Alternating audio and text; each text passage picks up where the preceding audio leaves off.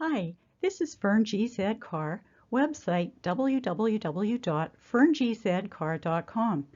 Welcome to my Winnipeg Poetry Reading Series, Part 1. I was delighted to be invited to Winnipeg, Manitoba, Canada, to do a reading to celebrate National Poetry Month. Since I'm originally from Winnipeg, I was fortunate to have friends and family in attendance in addition to other audience members, some of whom belong to a poetry appreciation group. I'm pleased to share excerpts from my presentation. It was based on poems from my book, Shards of Crystal, along with the special Winnipeg segment which I included. The final video in this series concludes with an interesting question and answer session. Here is part 1 of 5 of my reading. Enjoy!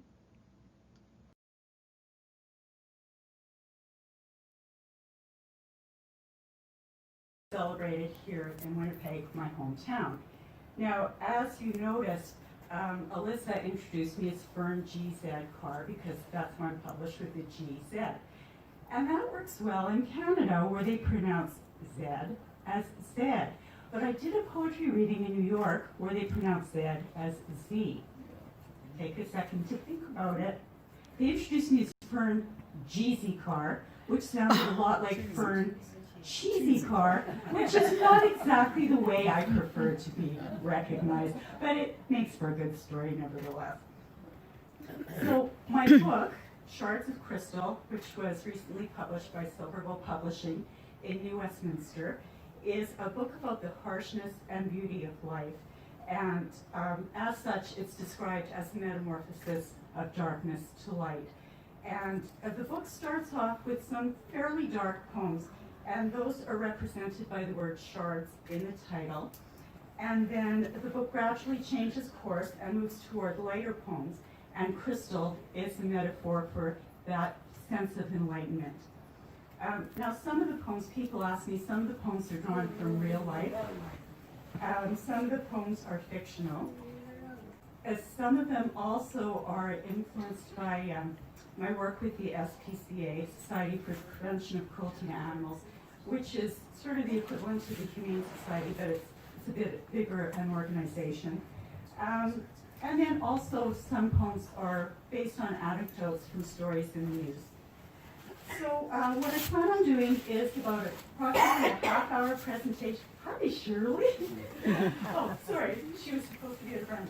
Okay, a half-hour presentation, and then I'm going to follow that with a question and answer period. And then we're going to have a draw for these yummy chocolate truffles. And if you don't have a ticket yet, don't worry about it. We'll make sure everybody has a ticket, so it's all fair, except not immediate family members, but they control that. And then a book signing if anyone is interested in purchasing a book after. So Shards of Crystal has 6 chapters, and each chapter has a different focus. So the first chapter, All in the Mind, as the title would indicate, deals with mental issues, anorexia, dementia, things like that. But I'm going to start with the poem that is in the second chapter, which is entitled Body Language. And body language deals with physical issues, so illnesses, surgeries, addictions, things like that. Now, I don't know if everybody will be able to see, but my first poem, Minuet in General Hospital, has brackets around part of the word general. So basically, the title could be Minuet in G, for the musicality of the poem, or Minuet in General Hospital. And this is a true story. Now, I'm not going to mention any names, but I do know some of you in here have had the pleasure of having kidney stones. And I wrote another poem, actually, called Kidney Rubies. And the premise of that poem is if you're going to have to go through the excruciating pain of passing a kidney stone, instead of ending up with a hunk of calcium at the end, why not have something that's a bit of a reward for your tribulations, like a diamond or a ruby or sapphire? But unfortunately, it doesn't work that way. Anyway, this is called Minuet in General Hospital. Friday night in the emergency room, my husband's moments of pain in the throes of the kidney stone attack. To create some private space, an ER nurse drew a curtain that didn't quite touch the floor, noisily sliding it along a semicircular metal rod. The IV drip was a welcome constant in the sudden disorder into which we were plunged, a ripping away from our usual routine. When the morphine began to take hold, I happened to notice the feet beneath the curtain, the hems of tailored black slacks above matching pantyhose and pumps, standing next to another pair of feet, a black sock on one foot, the other bare. I could hear their unintentionally loud voices, but it was the feet that betrayed their deafness as they glided towards each other every time she spoke in his ear, and then moved away when she finished.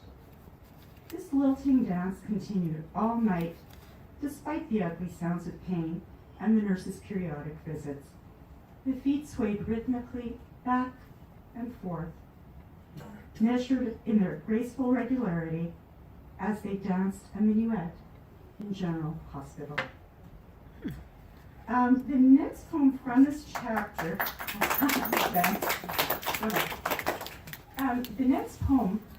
chapter, is called Yin and Yang, but in Mandarin it would be pronounced Yin and Yang. And I have to preface it by saying I absolutely love Vancouver. It's one of my all-time favorite cities. But like most large urban centers, it does have its problems with addiction. And this is based on a true story because my husband and I were going for a walk in the Gastown area of Vancouver, and I guess we walked a little bit too far. So this guy comes up to me and says, "Hey, you want to buy some heroin?" And I'm like, no, but thank you very much for asking. So I think he figured I already had enough drugs in my system. Okay, here is Yin and Yang. The Dr. Sun Yat-sen classical Chinese garden, a harmonious interplay of lily ponds, weathered rocks, ornate trellises, and pavilion roofs whose sweeping curvature smile upon winter-flowering plum, cypress, and bamboo. Imperial grace in labyrinthine courtyards, a unity of opposites, a Taoist yin and yang. Sanctuary from the unchained dragon down the block, jade eyes flashing as it swoops on bony wings, red reptilian scales of spent syringes and inverted bottles bristling in a frenzy to gorge on the festering. A threadbare trench coat curled in the fetal position, matted hair straggling out one end, scab and crusted feet poking out the other. Yellow claws lined with strips of dark green dirt.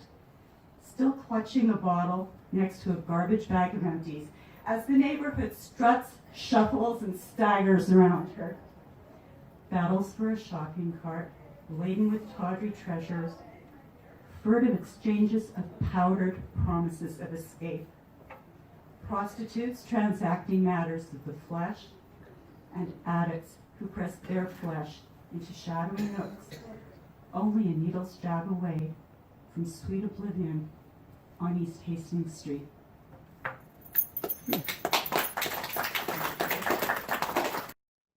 Acknowledgements. All poems contained herein, Polar Bear and Shards of Crystal photos, copyright Fern G. Carr. Minuet and General Hospital and Yin and Yang are from my book Shards of Crystal. Minuet and General Hospital was first published in Jewish Women's Literary Annual. Yin and Yang was first published in Soliloquies Anthology.